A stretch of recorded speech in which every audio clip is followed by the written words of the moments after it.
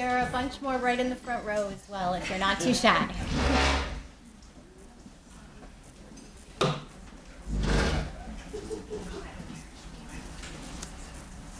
Hello, everyone, and welcome to DPO. I will begin with the obligatory reminder to turn off or silence your phones and devices so we don't interrupt our speaker. My name is Jess Ross. I am the Adult Services Director here at Durham Public Library. And if you'd like a listing of our upcoming events, including Mr. Merton's reading this Thursday and many others, please stop by the circulation desk and grab a calendar for the next couple of months. Or you can check our website for details. But we are here because we are so delighted to welcome Abigail Carroll back to the library. I believe she's been here twice before, is that correct?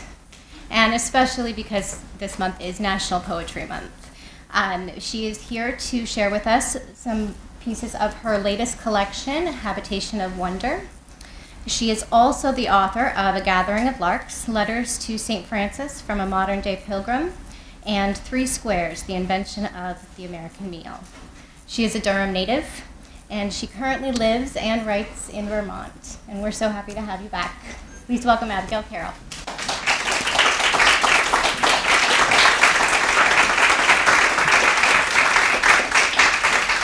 Thank you. It's just so delightful to be here and see so many familiar faces. I feel like this is a reunion. Thank you so much for coming tonight. I want to just jump in and read my title poem, Habitation of Wonder. When my sister and I were little, we would play in the woods behind our house where there was a rock formation that had, it felt like a hearth. And so it was kind of like a house. We would play house. But it was kind of this interesting borderland between the wilderness of the woods, what felt like a very wild and beautiful place, and the familiarity and the comfort of our home that we could see sort of through the trees across the field, especially as evening, came on and you could see the lights from inside the house. And so I've been thinking about what wonder is lately. And I don't know, actually I didn't look up the dictionary definition because I wanted to know what I thought wonder was. So what I have come to believe wonder is, and I'd be curious to know what you think, is something that's made up of two things. Uncertainty on the one hand, because if you know everything about something, there's no wonder. There has to be some uncertainty, but there also, I think, has to be safety. Because then if you don't have safety, then that uncertainty is fear. But if there is safety, then there's room for wonder. And that's the experience of that place for me as a child. So Habitation of Wonder is a reference to that place, that rock in the woods where we would play. But it's also, in a sense, a reference to our world, which is a wondrous place. Marc Chagall, the artist, says, "The dignity of the artist lies in his duty of keeping awake the sense of wonder in the world." If there is something that captures what I see as my vocation more than anything else, it's that quote. I hope that this book begins in that work. Habitation of Wonder, which I dedicate to my sister Cosette, who's here. And the granite was ours, its rippled grain cool under our hands. And the granite was a home, a compass to a home, the habitation of our wonder. And the squirrels looked down from the rough pines. Ours was the birch and the maple, the leaves and the interstices between the leaves. Through them peered a blue so calm, so water-like, it might have been left over from the birth of the world. And the wind went about its languages above us. And the wind held our secrets in its giant open ear. Ours were arrangements of lichen, moss, stone. We read them like braille, our fingers light and kneading the edges of things. And the damp bled through our coats, and the damp was toadstools and ink caps asserting their theories of time. Ours was time.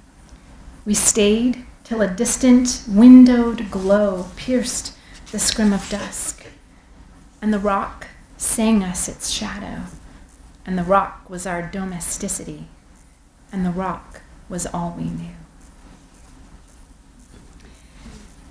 The next poem that I'd like to read is actually another poem about childhood and about wonder in a way. And this poem, actually, I would like to dedicate to my parents, who are also here, who gave me a wonder-filled childhood.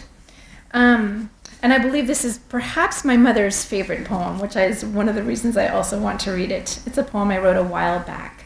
And it's a poem that, well, let's see, when I was a child, I have memories of when we went out for recess at the elementary school over here at Oyster River, just heading to the swings. That's where I wanted to spend my time. And I would swing, and I felt like I had a date with the sky.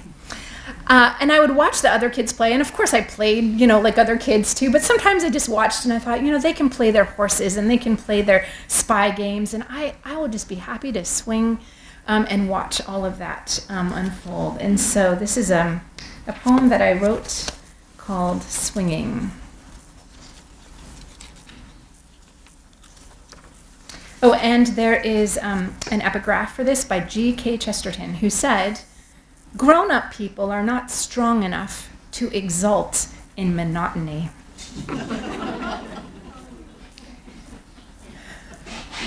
To move, to fly, to travel the air on the seat of a swing. Bend your knees and lean into the bend. Extend the pendulum of your legs toward the jagged green points of the pines. Tap the blue rim of the sky with the scuffed rubber soles of your shoes. Fall back into the pillow of the wind like into the welcome voice of a friend. To fall hopelessly in love with the air. Offer it your hair, the flailing hems of your corduroy pants, the rasping flap of your hood against your back, like the wing of a tireless bird. To watch the ground depart and return, then depart again. To swoop as if each dip and height were rehearsals for the next. As if courting the sun were owning it.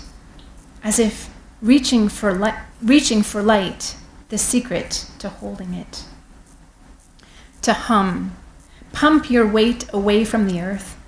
Clasp your chapped pink hands around the creaking metal chains. Poke at gravity. Let gravity poke you back again. To turn the sky into an endless, unexpected game, your feet play with space, with galaxies curtained off by the blue envelope of day. To leave your footprint on a cloud. Let a gull bob its gawky head at the arc of your dip, of your up and down, the rushing whistle of your flight. To go and go, not to slow for the sake of a jacket zipper or a bell. To watch the moon slowly become the moon. Know by heart its glowing routine. The way it circles the earth like earth circles the sun. The way it spins and never sleeps. The way your legs push and pull, repeat their kick and bend, send you through the cool, night-washed air, past the angled roofs and halfway to the stars, then halfway to the stars again.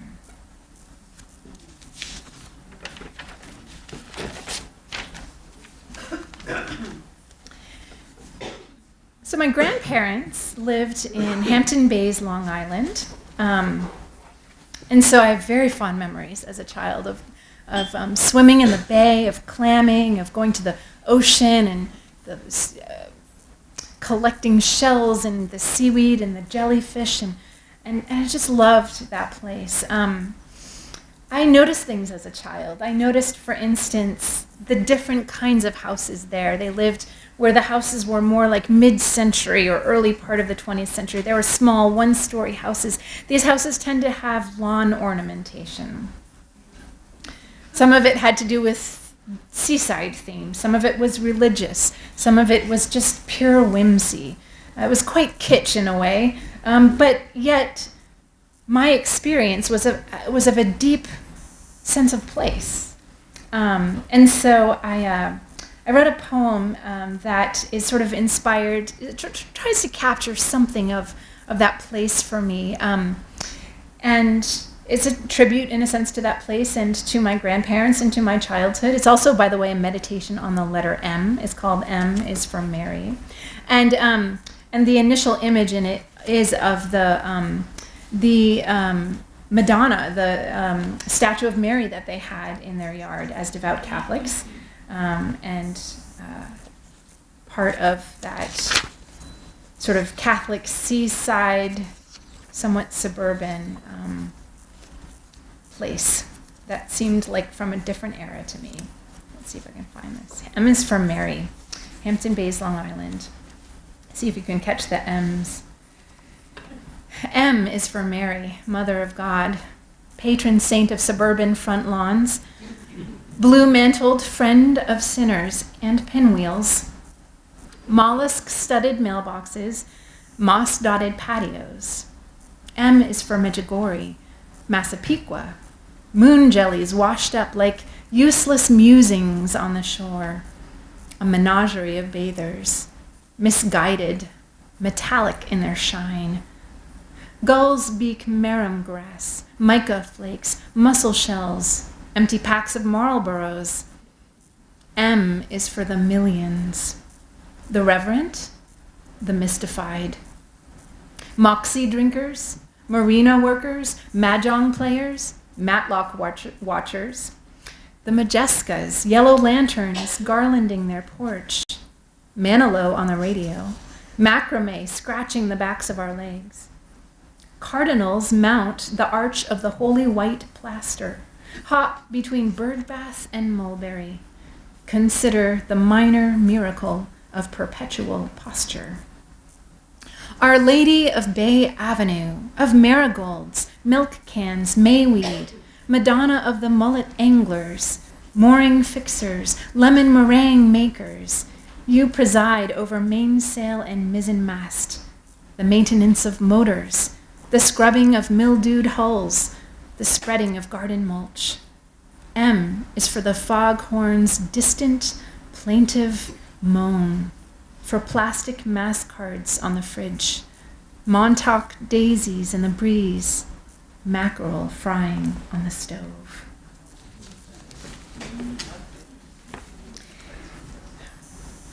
I sense that we have a larger proportion, perhaps, of English teachers, professors, editors, writers in this room, as there may be in a typical gathering of 30 or 40 people.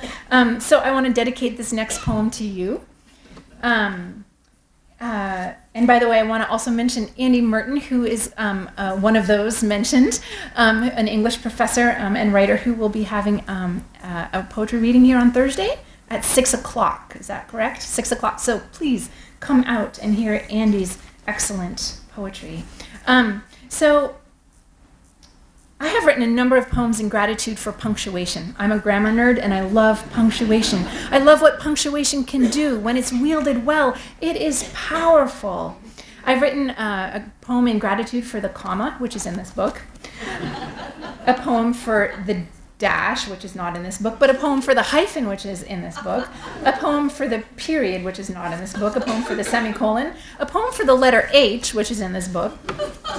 But when it came to the exclamation point, I had a problem because I have no gratitude for exclamation points. I believe that words well chosen create their own emphasis. That an exclamation point is, I use the word in my poem, diacritical bling. It's kind of like cheating when you use an exclamation mark. It's like the poor quality product that's wrapped in the beautiful, shiny, paper. So I couldn't write an ingratitude poem for the exclamation mark. So I wrote a poem in objection to the exclamation mark. Let's see. In objection to the exclamation point. Garish, gratuitous, loud. Pure diacritical bling. What a sentence does when it falls in love with itself, like a gallant peering into the lake, arrested by the sun's flash on pauldrons and helmet and sword, glory defeated by its own prodigious weight. A way of crying wolf, pulling the alarm for fun, simply because it's there. fireworks on an ordinary, unremarkable night. Overkill, which, make no mistake, is a kind of death, a little like eating too much. A fetish, an idol, a crutch, a charm. Refusal to trust in rhetoric's inherent power to awe, to cheer, to goad, to slay. A most unfortunate lack of faith.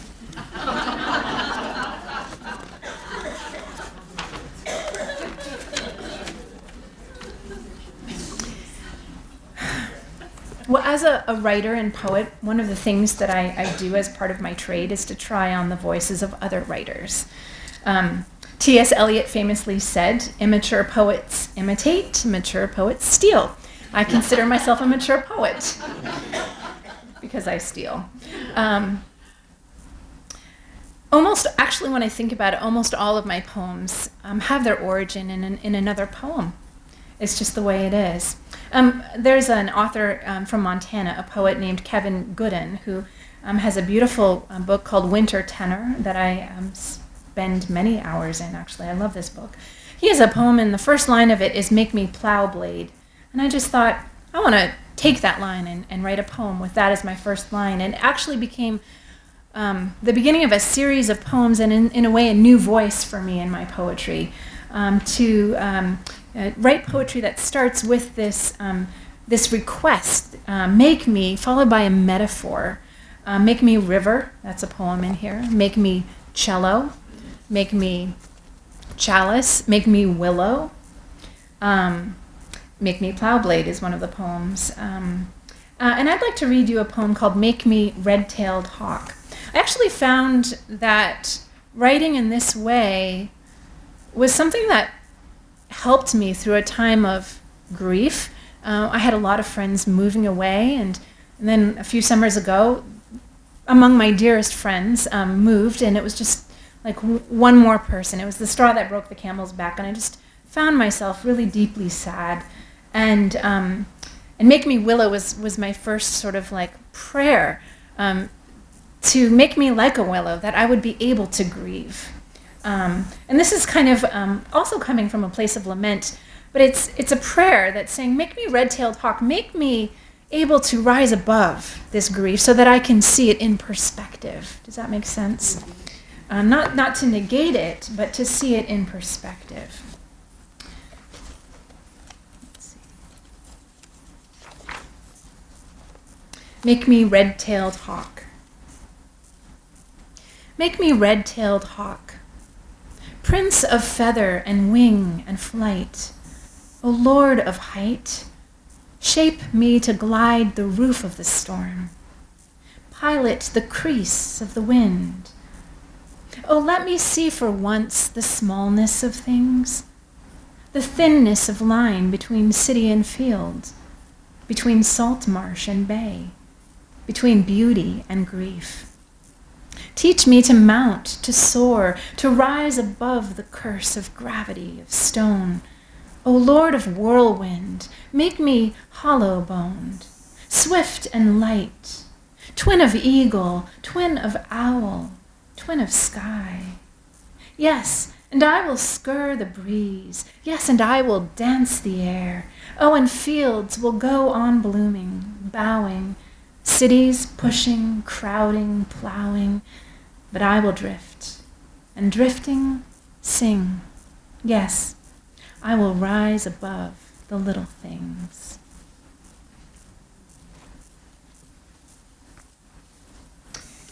So when I was in third grade, I realized I'm talking a lot about my childhood.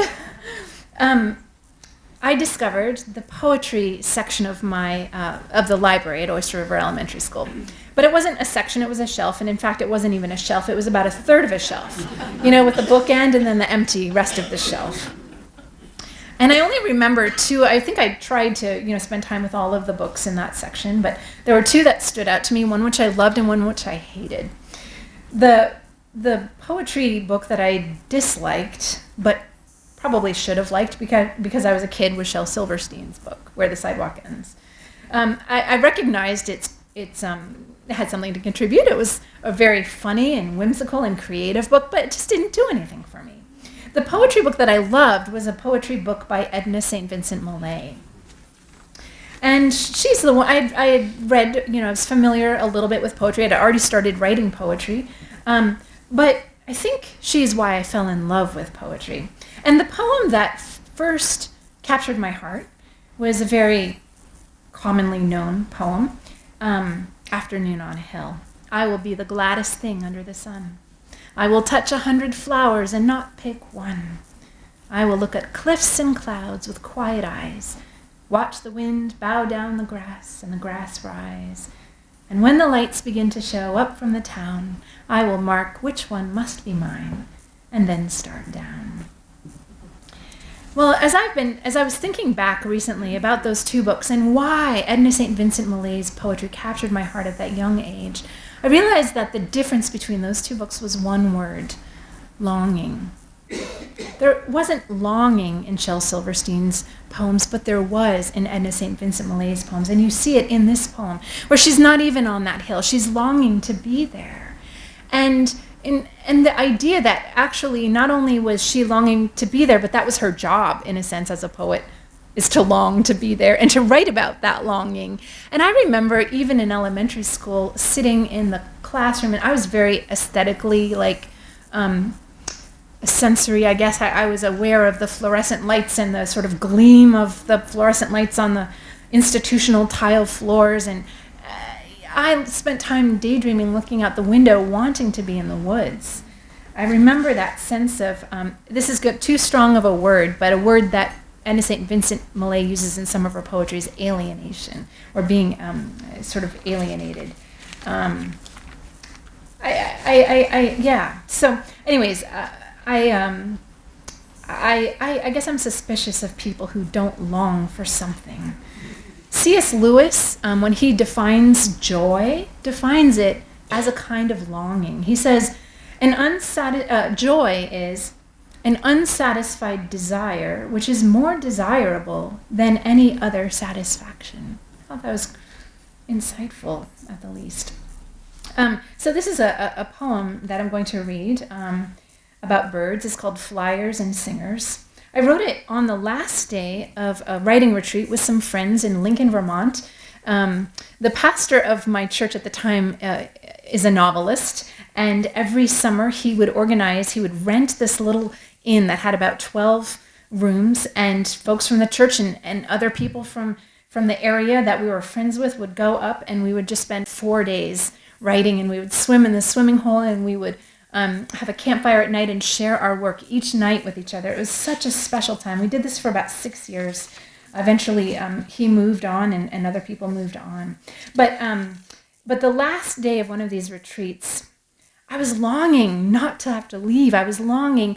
It was the end of August. I was longing for summer to continue. And I woke up early in the morning and I went to the river, and the birds were just so, the chorus of birds was so thick. And I was longing to be caught up in that, in the community of flyers and singers. And so this is a poem, I guess, of longing, you could say, called Flyers and Singers. And by the way, the title, Flyers and Singers, is a line in a Pablo Neruda poem called Bird Watching Ode. Flyers and Singers. Anthems of insects insist on the end of August. Thick breathes the morning with the promise of finches, short-winged, orange-beaked messengers of the sun, round-breasted, perched orchestrations of light. I ankle through ferns. Dew and jewelweed anoint my pant legs. Here is the opening in the woods by the river. Here the province of flyers and singers, who prophesy in whistles and quavers and swoops. Clothed in foliage, they conspire with the oak, dwell in that fragile, bright shiver of green. Theirs is the language of height, the lost continent of wind.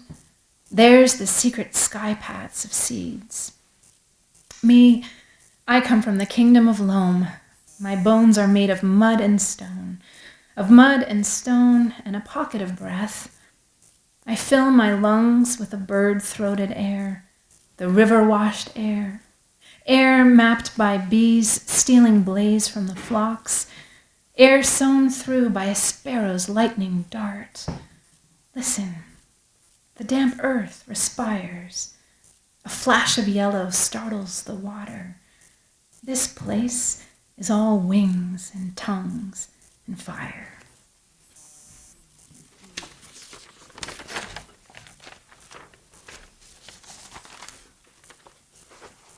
I have, as an editor, I did a lot of amateur editing and eventually some professional. Now I do some professional freelance editing. And also as a former lecturer in an English department. I taught at Boston University in the writing program while I was a graduate student and for the 2 years after. I have quite a passion against the passive voice. The passive voice, by the way, I was just looking today on the Hamilton College website, their writing program. They call the passive voice the first deadly sin. They say the passive voice often produces unclear, wordy sentences. Active voice produces clear and more concise sentences, and I tend to agree with that. However, in poetry, I have seen the passive voice used in crafted, skilled, elegant, and intriguing ways. And so I wanted to write a poem that defends the passive voice. And that's what this poem is. It's called Ode to the Passive Voice. The rock of the subject is plunged into the deep pond of the sentence. By the way, if you listen carefully and you know how to identify the passive voice, you will hear plenty of it in here. The rock of the subject is plunged into the deep pond of the sentence, fished out by the verb, which the object keeps or throws back. Therein is conceived an elongation of thought, prized by poets, more precious than the music of assonance, the rhythmic click of alliteration. Convention is mocked by this reckless display of art, shameless exaltation of the pause, deliberate subversion of possessor to possession. Ambiguity is born in the folding and slipping of the stone into the blue depths of that dark body of words. For a moment, truth is submerged by the weight of its own telling, and I am going in after it.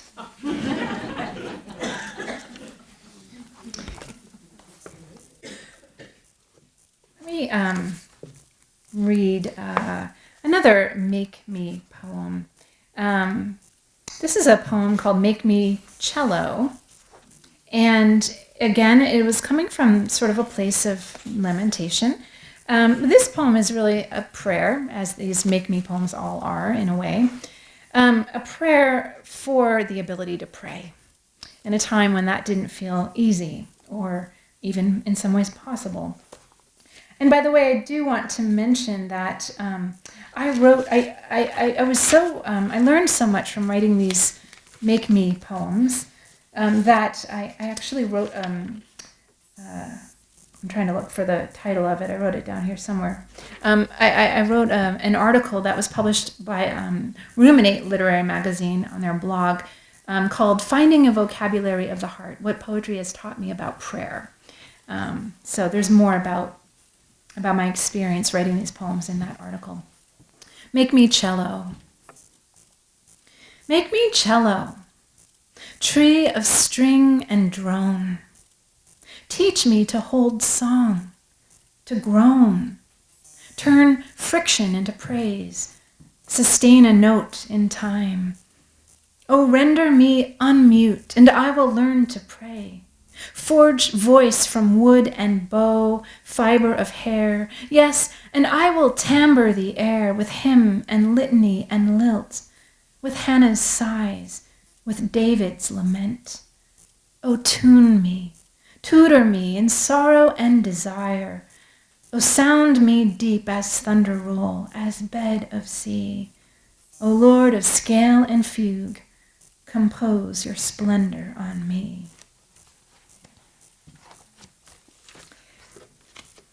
So I mentioned writing poems in gratitude for punctuation marks, and I've recently decided to expand that a little bit. And write poetry in gratitude for a variety of ordinary and overlooked things, from socks to the spiritual exercise, for me, in some ways it is, of watering houseplants.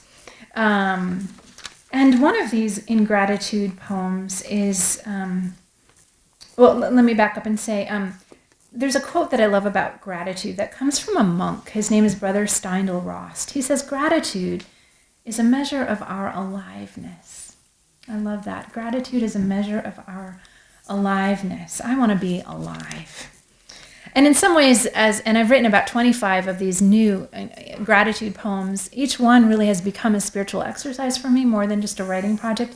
And even the ones that I took on as just a fun challenge. Actually, one poem was on, I thought to myself, what is the most possible ordinary overlooked thing that I could possibly, write a poem of gratitude for? And the first thing that came to mind was paper clips. And so I knew I had to write one on paper clips.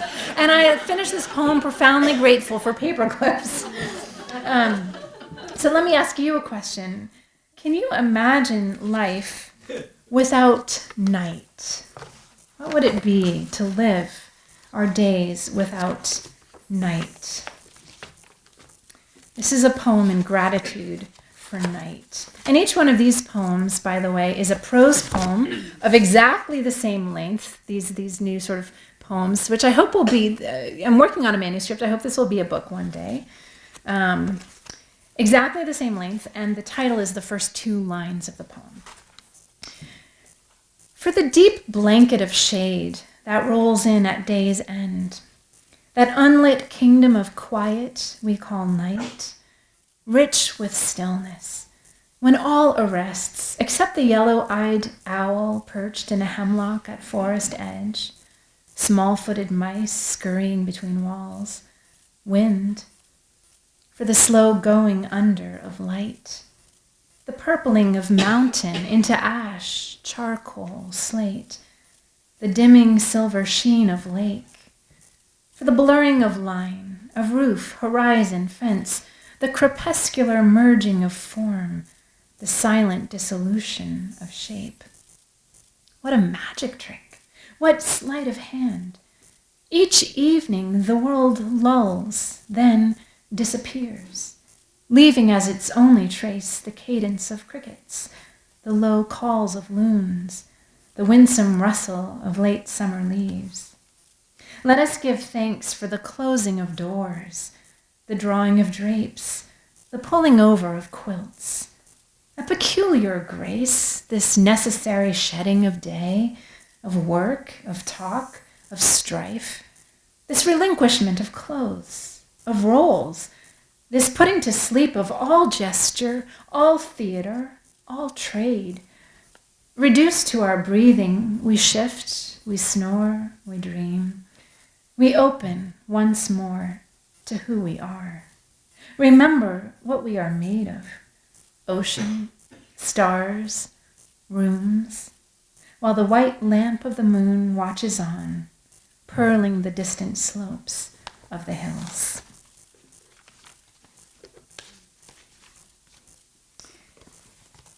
There's something else that I am quite grateful for, even though it seems to be less and less utilized, and that is the ability to write on a piece of paper, put it in an envelope, affix a stamp to the envelope, and have that arrive at pretty much any door in this country and beyond. A true miracle. Anyone here write letters still? Or cards? Yes? I love that. So this is a poem in gratitude for that. We'll say that. For that. For mailboxes, which are really not boxes at all, but houses. Small tunnel-roofed accommodations of tin for holding enveloped collections of words, keeping them dry in rain, unruffled in wind. For squared posts on which these houses rest, granite posts, wood posts, posts of iron and steel. For the habitation itself, den-like, cozy, slightly Romanesque. For the arch of the door, the swivel of the flag, the click of the latch, for stamps. Those miniature specimens of biography and art, their quaint and rightful nod to heroes, flowers, all that is good. For the blinking orange lights on that striped squarish truck by which arrives coupons, news, bills, and sometimes, especially at certain times of year, those lovely antiquated gestures known as cards. For carriers, all who lift and sort and lug and haul, Lord bless them, especially in light of sidewalks unplowed, sudden bursts of hail, savage unleashed dogs. For the sheer miracle of it, the democratic marvel of it. Imagine, in every city, planes landing, vans darting, sorters buzzing, all securing our right to correspond, to fold a few hallowed words into a zip code and slip them into a metal slot. Okay.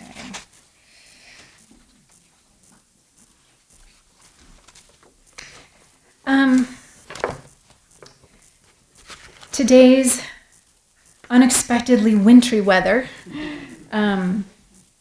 inclines me to read a poem that is both a spring and a winter poem in a way. Actually, maybe I should read, I think I will. I'm going to first read a poem that is really about today, even though I wrote it a number of years ago. Let's see if I can. I wasn't anticipating reading this one, so let me remind myself where it is.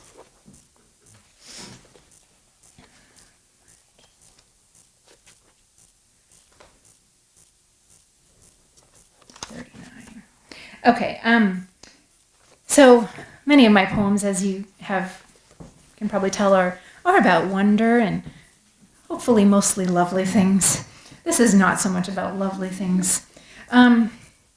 This poem is called March, Vermont. March, Vermont. But I have a confession. I actually wrote it in April. However, if I had titled it April, Vermont, what would you be thinking? Tulips and daffodils and crocuses. But it was April and it looked like this, as it is today, April, and it looks like this.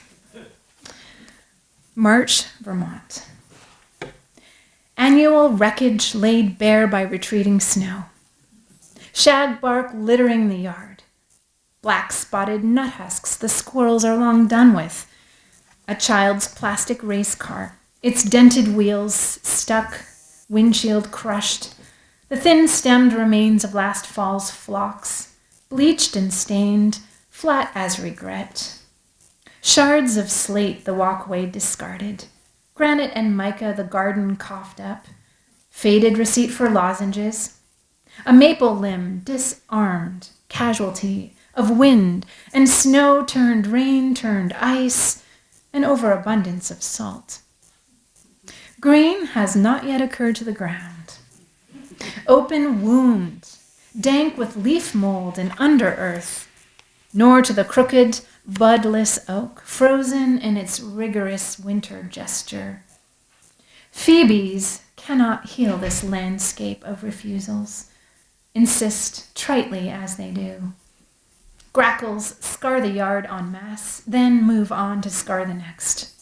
Rakes and trowels, glossed envelopes of seeds, all toys to distract the heart, which, injured by the too long cold, the stifling dearth of verdance, must never catalog its damages, nor attempt to settle accounts with a cold. Waster, scavenger, thief.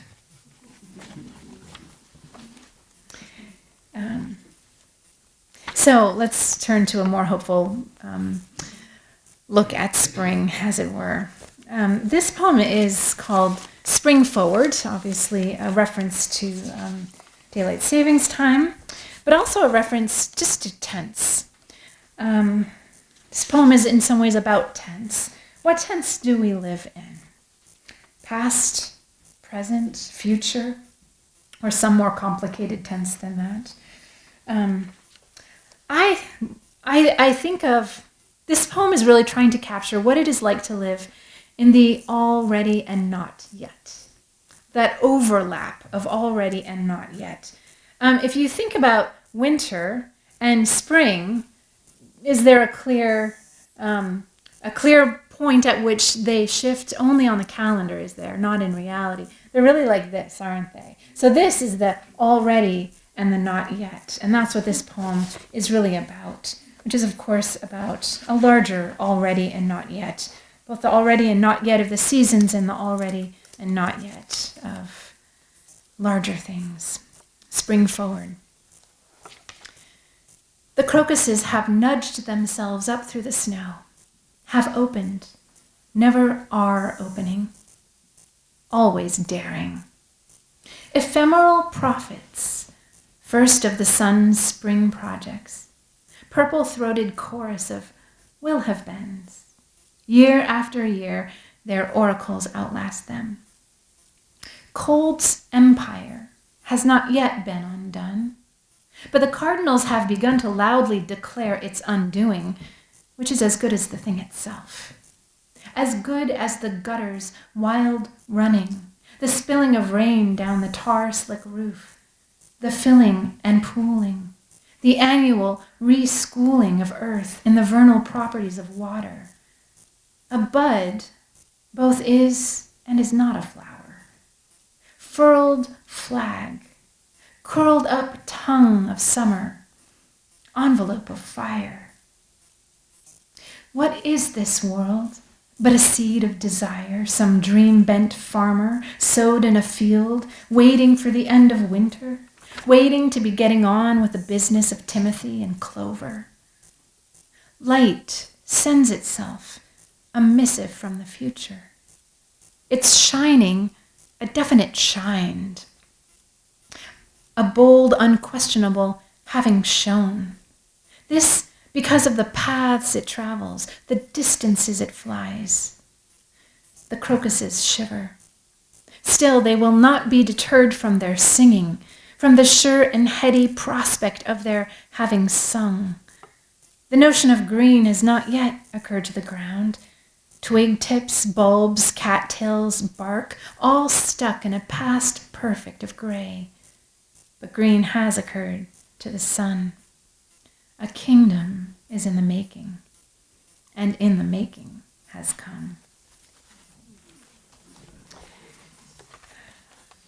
So I'd like to read two more poems. And while we're at it, I figure I should, if I have it, do I have it? Oh, yes, I do. A more recent poem I wrote, another ingratitude poem, so a prose poem, is for that other ordinary thing that we experience a lot of at this time of year, and that's puddles. 4 puddles. Those glorious poolings of rain and snow melt come March, when the earth remembers how to be soft again, forgiving. For the catchments of potholes, small lagoons and driveways, pastures, ditches, the dips of walkways, hollows under gutters. For the small lake of a puddle at the foot of the mailbox, mucculent with clay and silt, the runoff of old snow. My mud-speckled boots tramp the ground with a muffled thud and plush. The air smells of soil, wet moss, damp wood, cold. In the forest, vernal pools have appeared, those spring thaw marshes, soon to be inhabited by salamanders and peepers. The world is a wetland, patches of flooding wherever the land lulls and slumps. Can you hear the eddying, the dripping, the tiny coursing, puddles draining into puddles, rivulets running along the edges of things, where barn wall meets gravel, where asphalt meets dirt? In the garden, sparrows water dance in the bird bath. And what is a bird bath but a pedestaled puddle? A miniature pond we erect to better glimpse the goings-on of beaks and wings come balmy days. Praise for the wonder of water jeweling the earth. Praise for the invitation to play.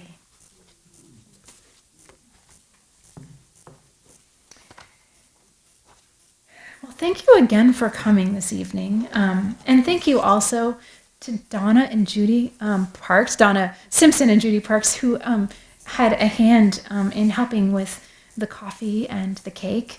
And I hope that you'll stick around. There is coffee and cake. I'm so tickled that this cake, which says Habitation of Wonder, and which my mom very generously surprised me with, and it isn't obviously a reference to this book, also happens to have a bird on it that looks rather like a lark, perhaps a reference to the earlier book that I wrote, A Gathering of Larks. Larks Keep Following Me. So this is a poem that is called Creed, and I don't feel like I need to do much more to introduce it than to give you its title, Creed. I believe in the life of the word, the diplomacy of food.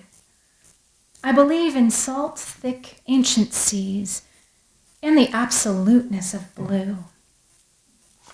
A poem is an ark, a suitcase in which to pack the universe.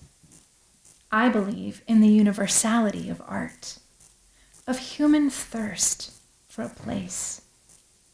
I believe in Adam's work of naming breath and weather, all manner of wind and stillness, humidity and heat. I believe in the audacity of light, the patience of cedars, the innocence of weeds. I believe in apologies, soliloquies, speaking in tongues, the underwater operas of whales, the secret prayer rituals of bees. As for miracles, the perfection of cells, the integrity of wings, I believe.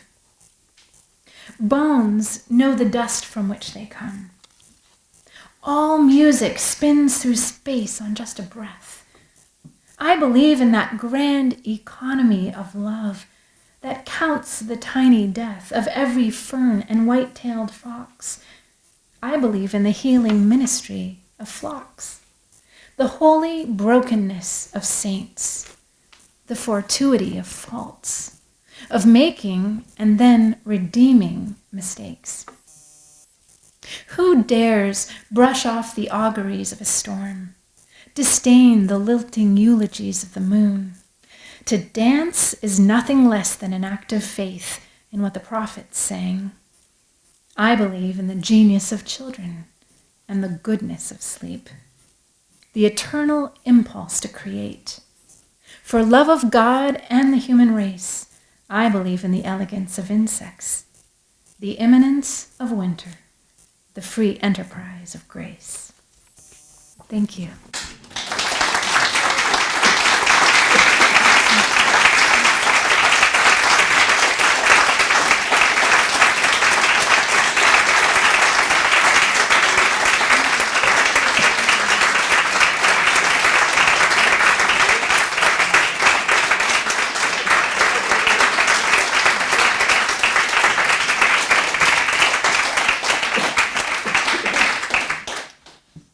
I wanted to give you a chance to ask any questions you might have. You've been such a good audience. If you have any questions, I'd be happy to entertain them to the best of my ability. Or comments.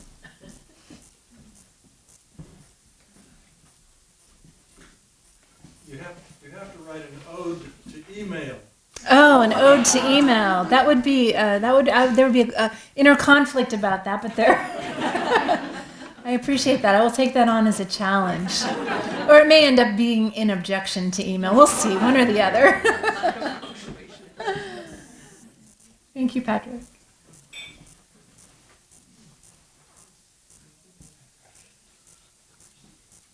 Perhaps an ode to poetry.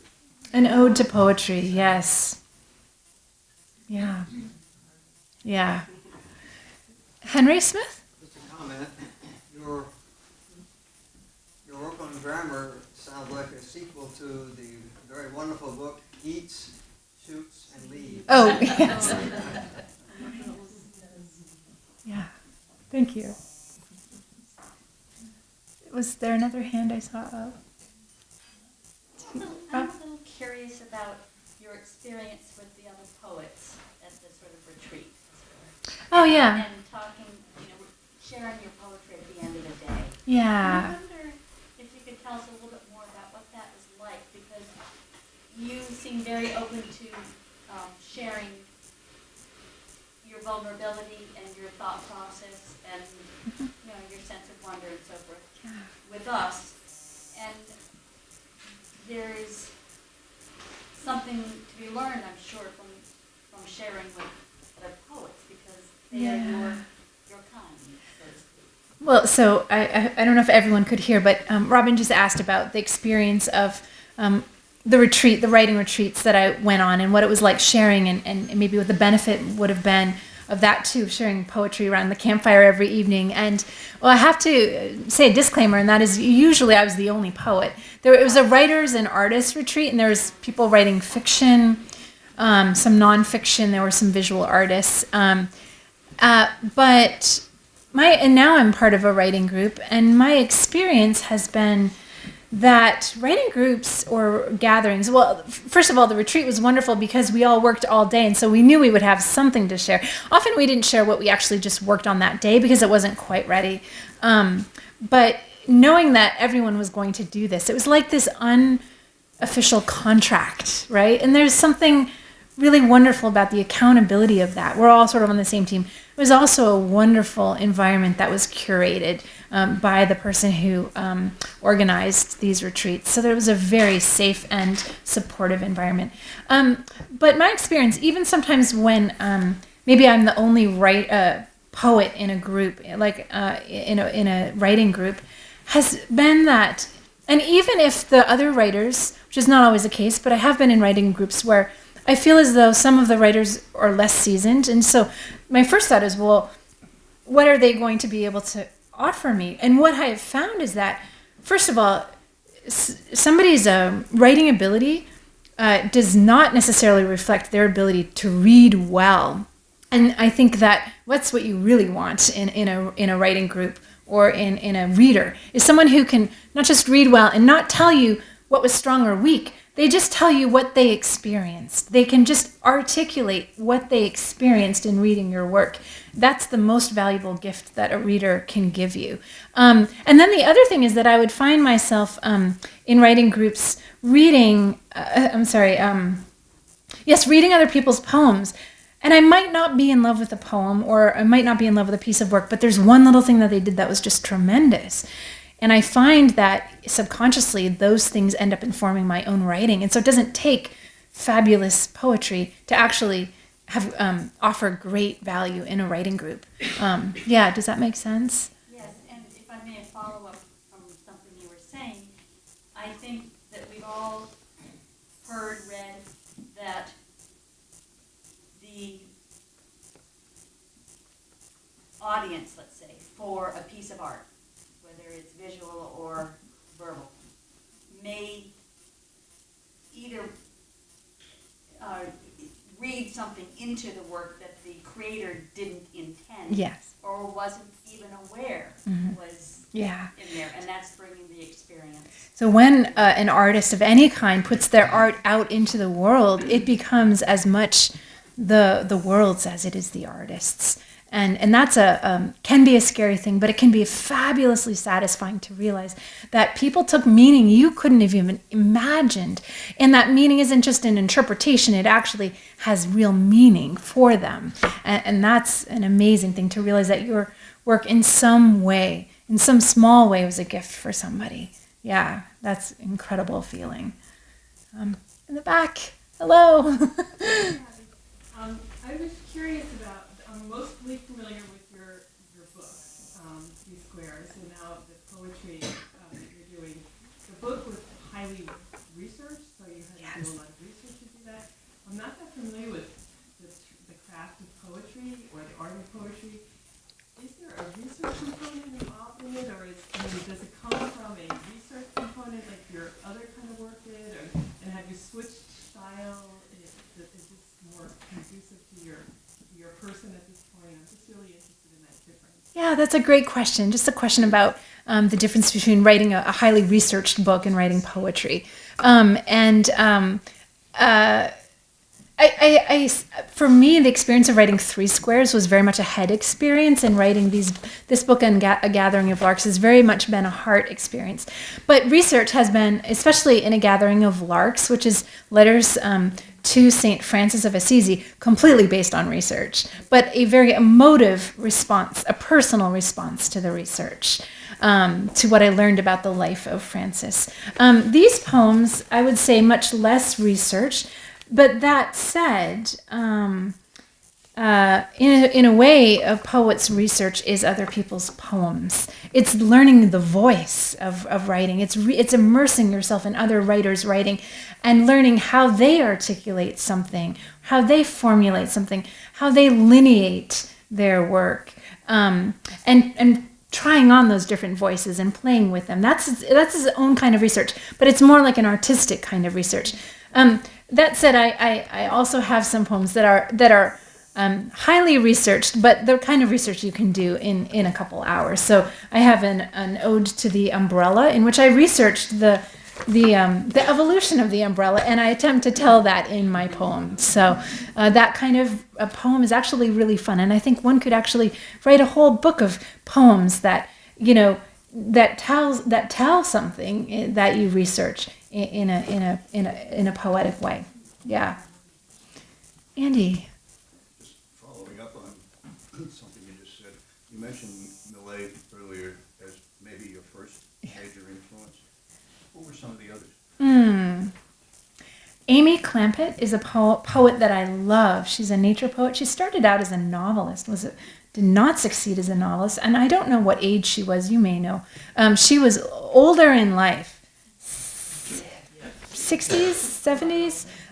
She was quite well into her years when she wrote, I think, The Kingfisher, and became just a highly acclaimed poet. She's a nature poet, and she's been compared to Keats. Her language is extremely thick and dense and exquisite and skillful and beyond me, and I love her poetry. I mentioned Kevin Noonan. Who are some of the others? Scott Cairns, probably not somebody folks here would necessarily know.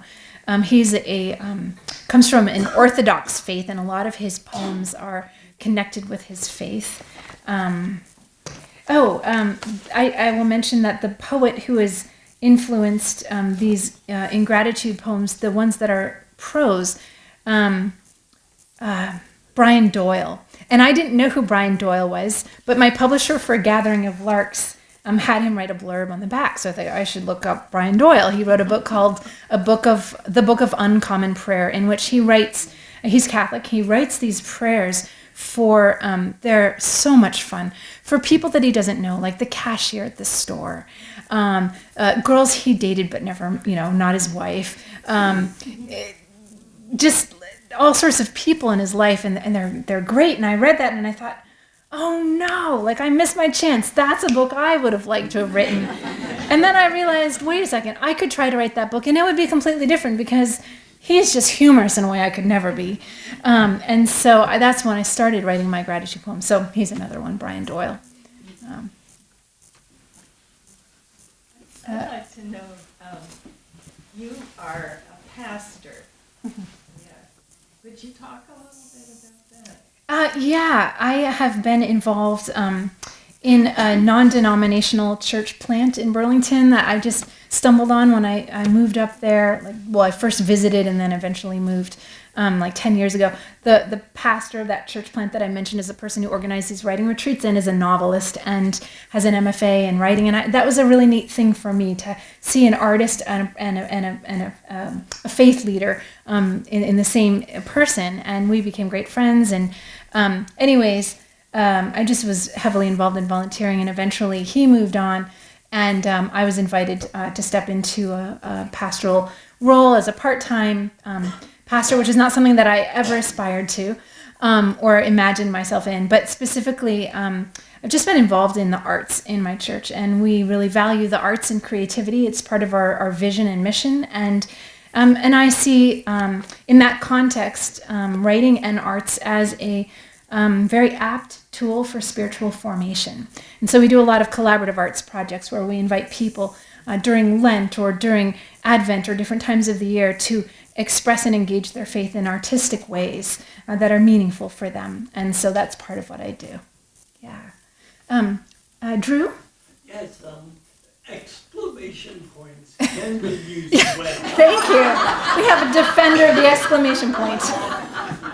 And I happened to see a factoid yesterday that among contemporary writers, Salman Rushdie is the writer who uses the most exclamation points per sentence or per page. Okay. And your poem certainly made me wonder, what is it that why does it work for him? Because the factoid was followed by the fact that no critic has ever objected to his very dense use of exclamation points. I mean, this was computer research. It was the occurrence of words and such. But it made me think that maybe what he's doing is that his style of writing is he shoots off firecrackers in all directions. Mm-hmm. And the exclamation points sort of tell you which are the bright red ones. Some of them are jokes, some of them you just don't know what's going on. But I loved your poem. I want to take your class. And it certainly made me think, why do some writers get away with exclamation points? Wow, I would love to know the answer to that, Drew. Would you let me know when you find out? Thank you for this small education and exclamation marks here. I have just yet to see them used really well. I will say that the exception that I have for that rule of my dislike of exclamation marks is I think that they can work really well in email. I love when I get the email that says, "Dear Abby!" exclamation mark. I'm like, yes, I want to know what this person is writing to me about. But yeah, I would love to see them used well. I don't know how I first became aware of the idea, like maybe exclamation points are over the top sometimes. But I think it was an editor or a teacher, one or the other, who pointed it out, and I just have been aware of it ever since. But I think as a teacher of writing or teacher of English, you want your student to be able to wield the language well enough not to have to depend on exclamation marks. So whenever you see an exclamation mark, it's actually a teaching point. Donna? Abby, do you, in the writing process, how much editing and polishing do your poems come out? Do you have to go back and rework? I mean, how difficult is it for you? It's not difficult, it's fun. Revising, how much revising? Lots of revising all the time. And unfortunately, I'm not one of those writers that can write the first full draft without revising, and then some writers say you just keep writing and don't revise. But I'm writing 3 lines and I'm revising the 3 lines. But part of that, I think, is getting that base that wants to propel, that will propel me, that's good enough to merit me going on, and then I find myself going on.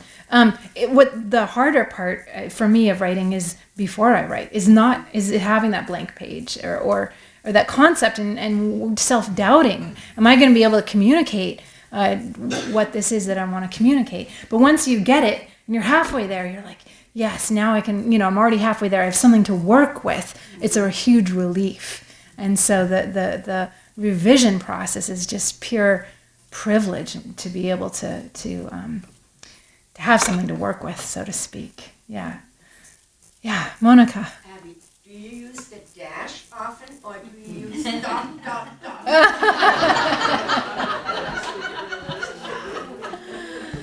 Oh my goodness, I feel like there's a true grammarian would distinguish between those such that, but I like both. Anita. I have a question. I'm a very novice poetry reader, and this is is my first poetry recital that I've been to. That's fabulous. But it's Poetry Appreciation Month, and so my book club has chosen a book of poetry. And so it's my first time, it's by Charles Simic, sitting down and reading a book of poetry.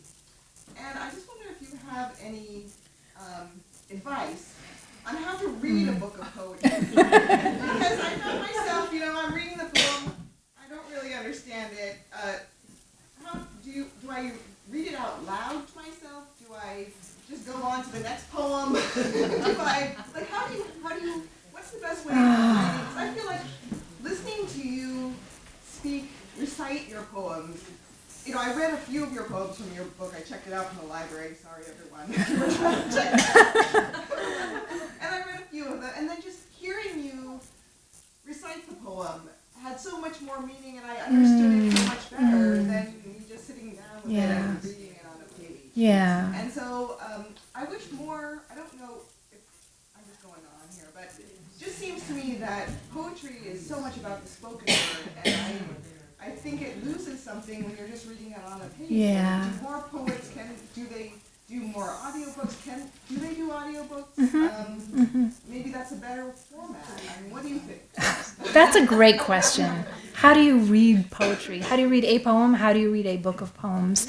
I want to encourage you to talk with Andy Merton, another poet in the room, afterwards to see what his response, and maybe I will also hit him up for an answer to that question and what he thinks. I believe poetry really does live when it's read aloud,